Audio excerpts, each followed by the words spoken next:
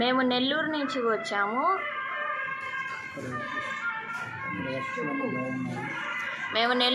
వచ్చాము. ఇక్కడ వసవతులు అన్నీ బాగున్నాయి.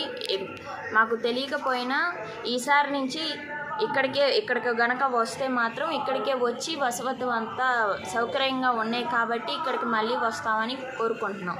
ఇక్కడ ఫుడ్ కానీ స్లీపింగ్ కానీ అంటే పనుకోవటానికి కానీ తినడానికి కానీ బాత్రూమ్ యూజ్ చేయడానికి కానీ చాలా బాగున్నాయి. 3 డేస్ మొత్తం అంతా ఫ్రీగానే ఉండొచ్చు. తినడానికి కానీ పనుకోవటానికి కానీ చాలా బాగుంటుంది. ఇక్కడ సర్వీస్ కూడా చాలా బాగుంది.